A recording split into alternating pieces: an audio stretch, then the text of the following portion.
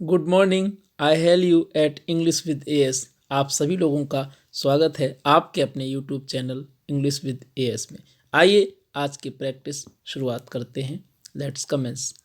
I am much glad that you have won the prize. बहुत ही ध्यान से देखिएगा, स्पॉटिंग एरर का क्वेश्चन है और ये क्वेश्चन क्या कहना चाहता है थोड़ा समझें। आई एम मच ग्लैड, सबसे पहले हम ऑप्शन ए में देखेंगे, लिखा है मच। माय डियर, ग्लैड क्या है? ग्लैड एक एडजेक्टिव है और जब एडजेक्टिव अपनी मूल अवस्था यानी पॉजिटिव डिग्री में होता है तो उसके पहले मच का नहीं वेरी का प्रयोग करते हैं यानी कि मच के स्थान पर वेरी हो जाएगा। Next question number 2, the flood situation this year is worst then that prevailed in the last year. Degree को ध्यान में रखें। आप सभी जानते हो एडजेक्टिव की 3 अवस्थाएं होती हैं, पॉजिटिव, कंपैरेटिव एंड सुपरलेटिव, और यहाँ पर देन लगा है तो यानी कि कंपैरेटिव डिग्री होगी, यानी देन के स्थान पर वर्ष हो जाएगा, option B. Next, people invent new machines when they think independent. Think क्या है? वर्ब है और इस वर्ब के बाद एडवर्ब आएगा तो इंडिपेंडेंट में एल लगा देंगे, ऑप्शन सी इंडिपेंडेंटली होगा। Next question number 4। Question number 4 ध्यान से देखेंगे क्या कहना चाह रहा है। He is too intelligent to make a mistake. कई बार हमारे बहुत से भैया बहन इसको बी ऑप्शन लगा देते हैं। उनको लगता है कि गुरुजी ने पढ़ाया था कि इंटेलिजेंट पॉजिटिव वर्ड है और टू तो नेगेटिव के साथ आता है। ऐसा नहीं है, एक्सेप्शनल पॉइंट है, इसको ध्यान से देखिए। He is too intelligent to make a mistake, इसको आप जब इसको चेंज करेंगे, ट्रांसफॉर्मेशन करेंगे तो बनेगा he is so intelligent that he can not make a mistake. वह इतना बुद्धिमान है कि गलती नहीं कर सकता। ऐसी अवस्था में यहाँ बनेगा no error, option D. Next, in spite of working very neat and careful, he could not even win the third prize. In spite of work very neatly and carefully हो जाएगा, यानी यहाँ एडवर्ब की ज़रूरत है, एल लगाकर adverb लगा देंगे। Next question, the head master said that Sachin was capable of doing more better work.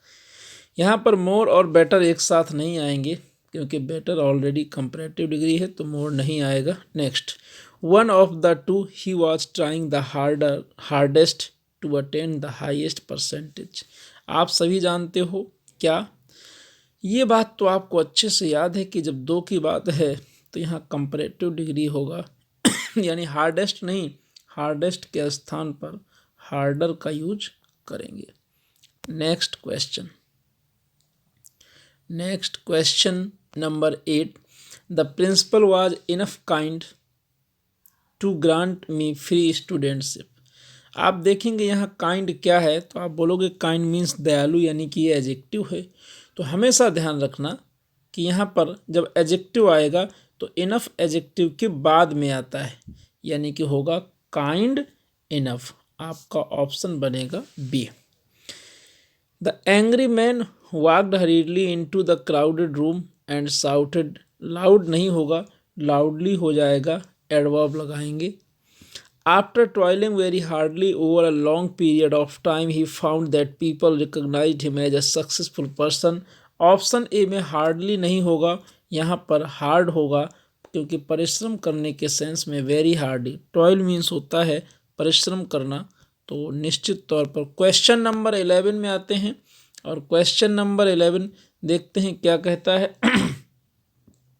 Question number 11 कह रहा है कि no sooner he had arrived home then he was asked to start on another journey.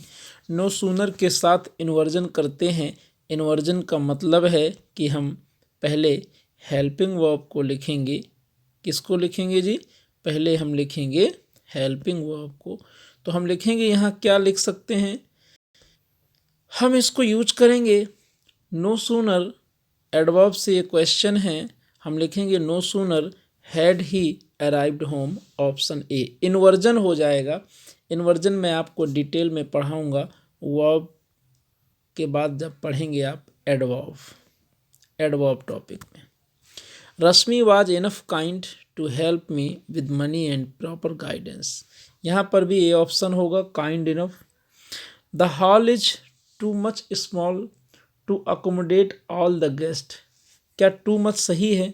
तो याद रखना हमेशा यह बात कि टू मच के बाद नाउन आता है और मच टू के बाद एडजेक्टिव। स्मॉल क्या है? एडजेक्टिव है, तो यहाँ पर होगा मच टू, यानी कि यह टू बाद में आएगा, टू मच होगा। ये स्ट्रक्चर लर्न कर लेना, टू मच प्लस एडजेक्टिव और मच टू प्लस नाउन। तो स्मॉल एडजेक्टिव है पार्ट्स ऑफ स्पीच में, इसलिए बी ऑप्शन लगे। The real important thing for our life is livelihood which discriminate us from animals. तो important क्या है पार्ट्स ऑफ स्पीच में? तो आप बोलोगे कि ये एडजेक्टिव है, तो निश्चित तौर पर एडजेक्टिव को कौन क्वालिफाई करेगा? एडवर्ब। तो रियल का रियली हो जाएगा option A. Next, she is too much beautiful so most of the boys run after her and want to influence her. She is too much, यहाँ पर फिर देखो ब्यूटिफुल एडजेक्टिव है, तो टू मच नहीं होगा, क्या हो जाएगा?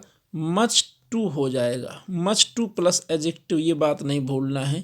Next, not a single scooter was available with any of the dealers as all the scooters were complete sold. Sold क्या है?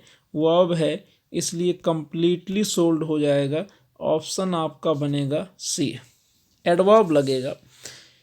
If had I come a little earlier, I would have got a glimpse of my beloved। Option A में थोड़ा गौर से देखो, if I had, इसको हम ऐसे लिख सकते थे if I had, अथवा हमको इन्वर्जन करना है यानी हेल्पिंग वर्ब पहले लिखना है तो if हटाना पड़ेगा। ये रूल होता है यदि कंडीशनल सेंटेंस का इन्वर्जन करते हैं, जैसे मान लो if है, फिर सब्जेक्ट है, फिर कुछ भी हेल्पिंग वर्ब है, सपोज दैट हैड है। अब इन्वर्जन करना है तो इफ़ को डिलीट मार दोगे और फिर हो जाएगा हैड प्लस सब्जेक्ट। इसी तरीके से यहाँ बनेगा question number option A. Although Sudhir ran very fastly, he could not catch the moving train। Fastly दुनिया में कोई शब्द ही नहीं है, फास्ट होगा, option B. Next question number 19, he is smart enough to get selected for this prestigious job। अब 19 में आपको कंसीडर करना है कि स्मार्ट के बाद इनफ सही है, to get selected for this, क्या इसमें नो एरर हो जाएगा? बोलिए यस, इसमें नो एरर है, क्योंकि स्मार्ट एडजेक्टिव है और एडजेक्टिव के बाद इनफ है, फिर टू लगा है यानी इन्फिनेटिव है। No sooner the advertisement appeared in the newspaper then, तो नो सूनर के बाद देन तो सही है, there was a rush on the booking window.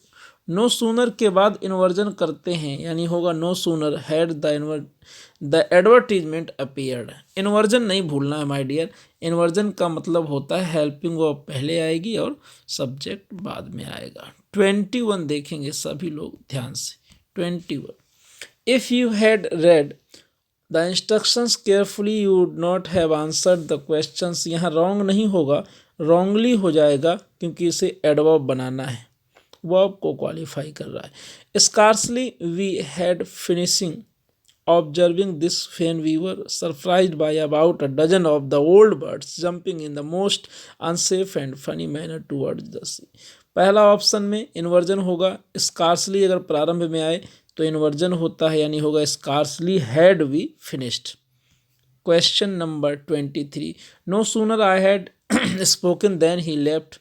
आप सभी जानते हो कि नो सूनर अगर प्रारंभ में आए तो इन्वर्जन होता है यानी पहले हेल्पिंग वर्ब फिर सब्जेक्ट, तो सही ऑप्शन बनेगा no sooner had I spoken. Next, the guest picked up the child very affectionate and handed over to him the packet of the sweets. आप सभी जानते हो अफेक्शनेट एडजेक्टिव है, जबकि यहाँ वो एडवर्ब चाहिए तो एल लगा दो, अफेक्शनेटली। नेक्स्ट और लास्ट क्वेश्चन आज का, the manager has sent many reminders to mister Roy to repay the loan but has received not any. यहाँ कह रहा है हैज रिसीव्ड नॉट रिप्लाई, तो नॉट के स्थान पर यहाँ पर नो हो जाएगा, क्या होगा, नो रिप्लाई। ऑप्शन आपका बनेगा सी। आप लोग इस प्रैक्टिस को ऐसे ही कंटिन्यू रखिएगा। Take care, that's all, thank you.